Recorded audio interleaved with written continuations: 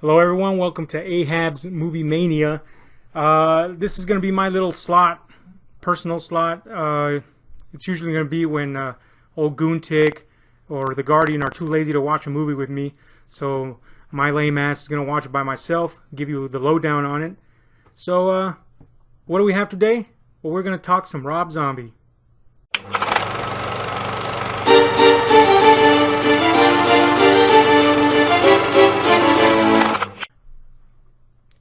Chances are you have long ago decided whether you love or hate Rob Zombie's flicks.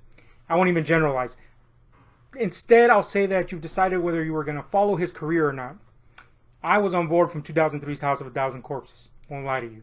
It's tongue-in-cheek, psychedelic ode to family horror flicks like Spider Baby and the Texas Chainsaw Massacre. Of course, we can't have our cake and eat it too. The film pretty much divided his audience between those with an unapologetic love for the film and those who vehemently hated it.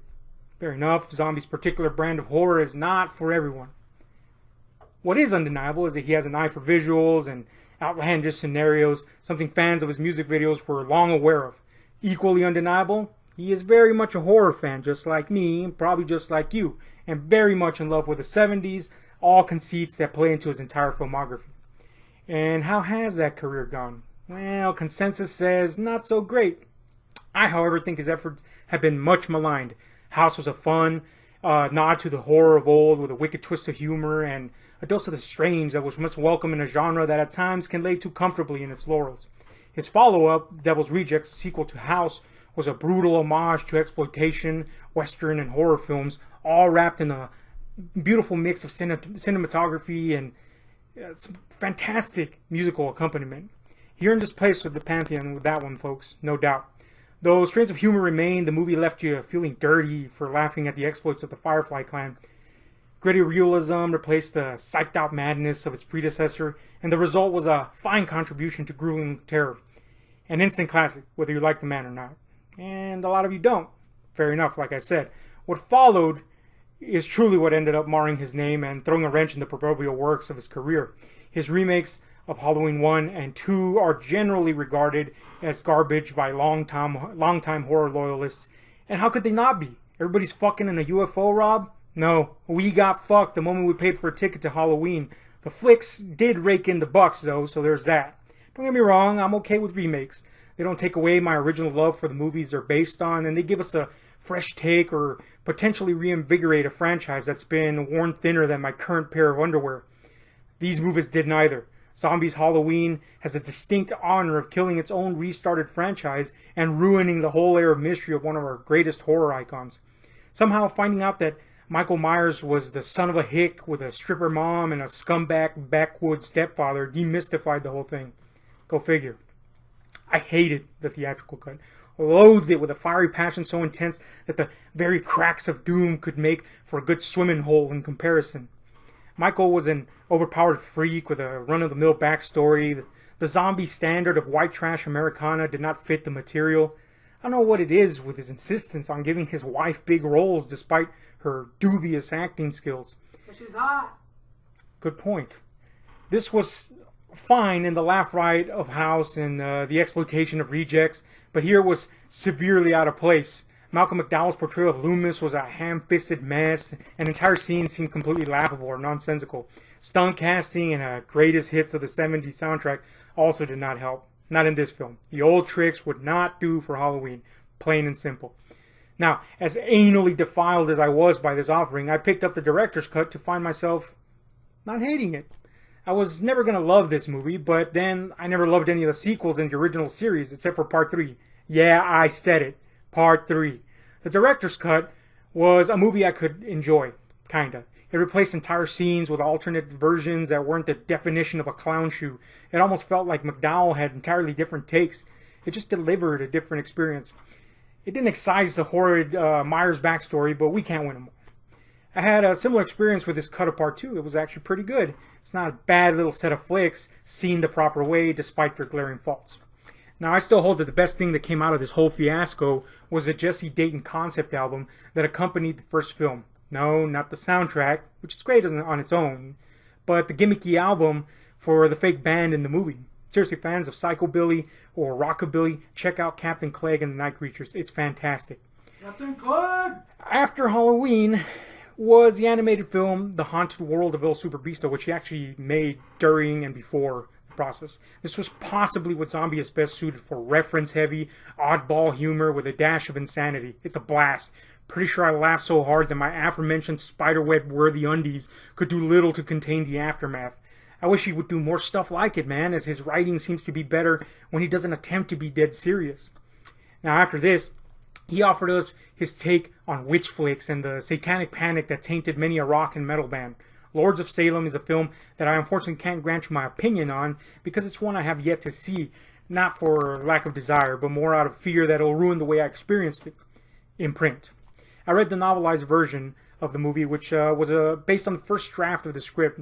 Like his movies, the book is not for everyone, certainly not for the easily offended or disgusted, but as a horror aficionado, I saw strokes painted into the bizarre, otherworldly tapestry that it offered. Everything from Black Sunday to Witchfinder General to The Witches, and more notably Suspiria and Inferno, were touched upon in the nightmarish and surreal scenes explored in the novel. Now, as morbid as the material was, I totally got into the groove of what he was going for, and I fear that the ultimate result on screen will not even begin to touch it. So I foolishly avoided it. Maybe not so foolishly, who knows. Now we have 31, recently released in a Fathom event series. A film he had trouble funding traditionally. Go figure. Halloween. Zombie went the indie route with this one, even partially crowdfunding the flick to bring it to life. You have to admire that. The man was going to make this thing even if it stunk worse than a Corey Feldman music video. Cool, but how did it all pan out? Good, bad, ugly?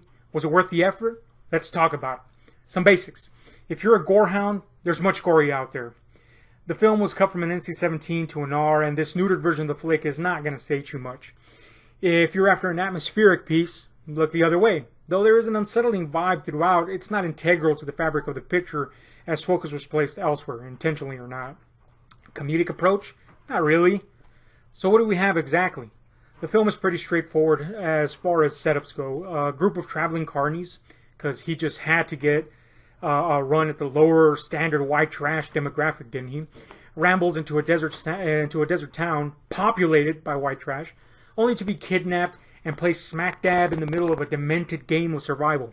Turns out a group of well-to-do upper crust a-holes, read rich white trash, gets their kicks on a yearly basis on the titular 31st of October by donning fop finery and betting on the odds for their own deviant pleasure. Our protagonists are released into an underground facility and given 12 hours to live against the Heads. The Heads are an assortment of increasingly dangerous and demented killers for hire that each have a distinctive personality. I really wish this angle had been explored more, because just knowing that Sexhead is on the loose puts certain unshakable images into your head. Alas, it was not. What I'm saying is, he could have focused a lot more on these characters' unique specialties, but in the end, they just all end up being kind of run-of-the-mill killers. They look interesting, but they just basically do the same thing. But hey, all we really need to empathize with our protagonists so that the threat, generic or not, can matter is that they're cool, right? Or lovable. Unfortunately, the 31's heroes are the general zombie template of deplorable wangholes who, even when attempting to be chivalrous, end up sounding like complete ass cakes. I get it, white trash needs loving too, but this go round they're just really one-dimensional and not even annoying, just kind of there. I found the type amusing and even lovable in his first two zombie films, but not so much here.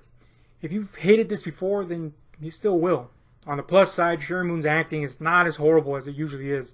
She's a lovely girl and great to look at. Frankly, if she were my wife, I'd put her on the damn Wheaties box. But sometimes you gotta draw the line, you know? What annoys me the most is that the dialogue is seemingly hell-bent on being offensive for the sake of being offensive. But if you're a fan of exploitation film and can compartmentalize the different subgenres of horror, then you won't find much of an issue with the dialogue that's mainly designed for scenery chewing. Also intact is Zombie's signature style of sadistic violence and humor. Whether you're okay with that or not, you should know by now. It is what it is, folks. Now, if this all is sounding pretty bleak to you, don't fret. There is good in this flick. Doomhead played by the with Delightfully Manic Lee by Richard Brake, is marvelous. His character is the ultimate embodiment of the heads, and those who oversee the affair invoke him as a means of cementing the security of their wagers. We are briefly introduced to him at the beginning of the film when we catch a glimpse of him right after the previous year's 31. From there on out, you're waiting for him to return with a bated breath, just like we did the Cenobites in Hellraiser. When he does, he is spectacular. I only wish they would have spent more time on him. He was fantastic. Great work in casting this man. I mean, he made Zombie's dialogue work so well that you almost forgot who wrote it. So you probably think I hate this flick, right? I mean, sounds pretty bad. Let me tell you, in the end, you feel like you've seen this before because a variety of films have done it and done it better. Nonetheless, this doesn't mean the film belongs in the pits. On the contrary, it is worthy to note that the film packs in some nice cinematography. It gives it a gritty, dirty, low-down feel. The camera work is above average from your standard indie fare, though the fight sequences kind of suffer from the stylistic choice of shaky cam to amp up the ferocity of kills, but they instead dampen the effect by robbing you of the visceral impact. Not to insinuate that there's a lack of the red stuff here, but the violence doesn't feel as riveting as, say, in a film like High Tension. The music is wonderful and adds a nice terse vibe throughout, and as always, Zombie manages to delightfully stain a classic song by forever coupling it in our minds with a scene of demented horror. Kudos on that, I mean that. That's a great thing. It's not a terrible movie either, despite its inherent weaknesses. It's just not anything stellar. I did enjoy watching it. The premise is neat, though simple and overused, and I believe its cult might grow as the years pass, especially if Zombie chooses to release his director's cut, where supposedly the ratcheted up levels of depravity and violence might actually kind of help the film along and stand out, in the subgenre where it clearly belongs, and that's dirty, nasty, trashy exploitation. Good thing I like exploitation. And it does its job well within those limitations. I'll definitely revisit it and see how time has appreciated or devalued it. Final rating on the TDS scale, Schumacher tier. But don't cringe just yet. It's not Batman and Robin Schumacher. And it's definitely not Lost Boys Schumacher. It's more kind of in the middle. It's Flatliners grade. It'll have a minor cult of admirers and maybe it'll grow. Fun, if forgettable. Give it a watch. I mean, what else are you going to do, right? Anyway, that's been my thoughts on 31. Probably going to venture into Lords of Salem just for the hell of it because I mentioned it, and what else am I going to do, right?